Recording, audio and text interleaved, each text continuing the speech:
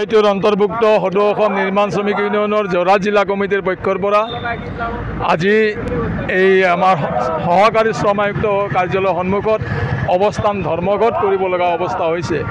এই কাৰণে আপোনালোকে জানে যে 1996 চনৰ এখন কেন্দ্ৰীয় আইনৰ আধাৰত অসমত 2007 চনত নিৰ্মাণ শ্ৰমিক কল্যাণ আইন গঠন হৈছিল আৰু এই আইনৰ আধাৰত পঞ্জীয়নকৃত নিৰ্মাণ শ্ৰমিকসকলে তেওঁলোকৰ ল'ৰা ছোৱালীৰ কাৰণে শিক্ষাৰ সাহায্য, মৃত্যু হ'লে মৃত্যু সাহায্য, পেঞ্চন 60 বছৰ পূৰ্ণ হ'লে পেঞ্চনৰ ব্যৱস্থা আছে আৰু এইটো 2010 চনৰ পৰা মোটামুটিভাৱে অসম চৰকাৰে এই প্ৰদান কৰি আহিছিল।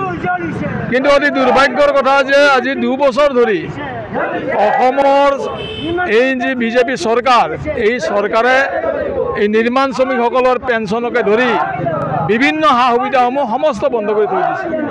আনকি পেঞ্চনৰ দৰখাস্ত দি বহুকেইজন শ্ৰমিক ইতিমধ্যে মৃত্যু হ'ল। এটা সুবিধা আছিল 3টা অসুখ, কেঞ্চাৰ, লিভাৰ চেৰচিছ আৰু কিডনি ফেইলাৰ যদি হয় 1.5 লাখ টকা এটা এককালীন সাহায্য পায়। তেনেকুৱা ধৰণৰ সাহায্য বিচাৰি আবেদন কৰা শ্ৰমিক আজি মৃত্যুমুখত পৰিলে, কিন্তু সাহায্য তেওঁলোকে মোকলাই নিদিলে।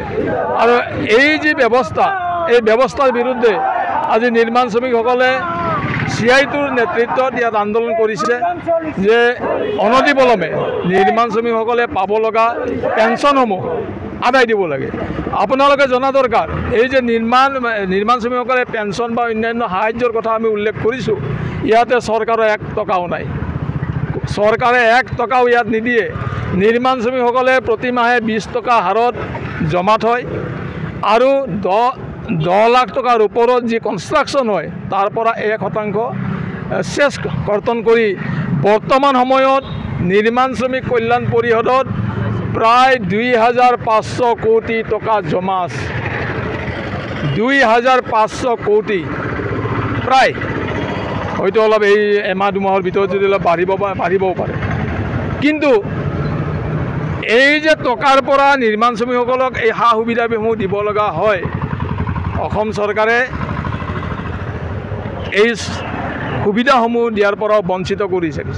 আৰু এই চৰকাৰৰ আমি লক্ষ্য কৰিছোঁ যে বিজেপি চৰকাৰৰ শ্ৰমিকক বঞ্চনা কৰাৰ এটা নীতি আৰম্ভ হৈ গৈছে। তেওঁলোকে শ্ৰমিকক বঞ্চনা কৰিব পাৰে।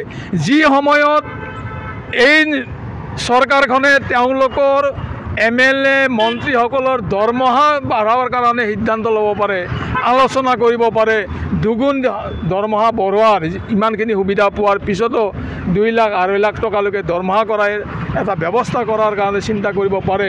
সেইখন চৰকাৰে এই নিৰ্মাণ শ্ৰমিকসকলৰ নিজস্ব পইচাখিনি এৰি দিয়াৰ ক্ষেত্ৰতো এটা হেমাহি এটা চক্ৰান্তমূলক ব্যৱস্থা গ্ৰহণ কৰিছে। আৰু আমি CITUৰ পক্ষৰ পৰা চৰকাৰৰ এই মনোভাৱক ধিক্কাৰ জনাইছোঁ আৰু দাবী জনাইছোঁ যে অনতিপলমে নিৰ্মাণ শ্ৰমিকসকলৰ এই যে প্ৰাপ্য, আইনগতভাৱে পাব লগা যে প্ৰাপ্য পেঞ্চন, ল'ৰা ছোৱালীৰ শিক্ষাৰ সাহায্য আৰু মন্ত্ৰী হওক তেওঁলোকৰ কিন্তু দৰমহা বৃদ্ধি হৈছে। তাকেই কৈছোঁ যে এই সময়খিনিত শ্ৰমিকৰ নিজস্ব পইচাৰ পৰা দিবলৈ তেওঁলোকে টান পাই আছে, কিন্তু অন্যহাতে তেওঁলোকে নিজৰ সা সুবিধা বঢ়োৱাৰ কাৰণে নিজৰ দৰমহাটো আৰু বঢ়াৰ কাৰণে যি সময়ত এজন MLA মিনিমাম এতিয়া বোধ কৰোঁ 2 লাখ টকা মানৰ গোটেইখিনি লগাই 2 লাখ টকা মানৰ এটা পেকেজ পায় মাহত। তাৰপিছতে তেওঁলোকৰ পইচাৰ অভাৱ হৈছে। আৰু এই শ্ৰমিকসকলে, যিসকল শ্ৰমিক আজি 60 বছৰ পাৰ হৈ যোৱা এজন নিৰ্মাণ শ্ৰমিক যি কাম কৰিব নোৱাৰে, সামাজিক সুৰক্ষাৰ নামত এটা সামান্য কিবা আছিল, সেইখিনি দিবলৈ তেওঁলোকে আজি হোগা বিচৰা কৰিছে। ৰ'ব, আপুনি যে এটা অপৰাধ কৰিবলৈ গৈ আছে, আপুনি জানেনে? এই নাবালিকা গৰাকীক এতিয়াই বিয়াত বহোৱাটো যে এটা অপৰাধ, আপুনি জানেনে? অপৰাধ কেনেকৈ? মোৰ ছোৱালী, মোৰ কথা। তুমি যিয়েই নোকোৱা ভূঞা, 18 বছৰৰ তলৰ যিকোনো কন্যা সন্তানৰ বিয়া দিলেই আইনগতভাৱে এক দণ্ডনীয় অপৰাধ। বিয়া দিয়াজন যিমান দায়ী, বিয়া পতাজনো সমানে দায়ী। এতিয়া তাই পঢ়া শুনা কৰাৰ বয়স, খেলা ধূলা কৰাৰ বয়স। তাইক খেলিবলৈ দিয়ক, পঢ়িবলৈ দিয়ক, আৰু চাব এদিন আপুনি তাইক লৈ গৌৰৱ অনুভৱ কৰিব পাৰিব। এতিয়াই তাইক সংসাৰৰ বোজা দি তাইৰ ভৱিষ্যত জীৱনটো অন্ধকাৰ কৰাৰ অধিকাৰ তোমাৰ জানো আছে? মোৰ ভুল হৈ গ'ল মাজনী, মোক ক্ষমা কৰিবা।